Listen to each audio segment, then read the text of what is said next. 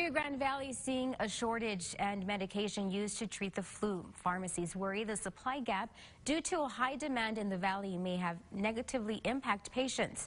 Our Joanna Guzman reports.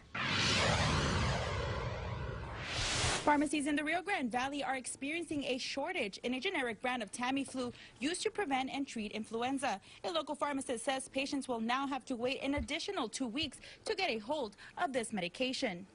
Prime time for the flu is between November and March, and it kind of lingers through May.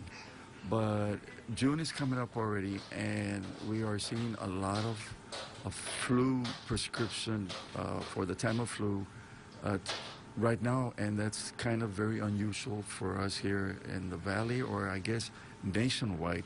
Science says the shortage comes after more people in the RGV are testing positive for influenza, adding the manufacturer usually stops production in March, the end of flu season. Since we're having a very unusual season this year, that it's lingering through the beginning of June so far that we know of, and I don't know if it's going to continue through the summer, we are seeing a shortage in the generic Tamiflu. Science adds, although there are other medication options available to treat the flu, Tamiflu is the most prescribed by doctors. He also says the majority of insurances only cover the generic brand, but pharmacies currently have zero in stock. A lot of doctors are just being very precautious to go ahead and treat the patient with the Tamiflu because they're seeing a lot of patients returning or calling the office the following day that they have all the symptoms. The flu is the fever is still high, the aches and pains, the throwing up, the diarrhea,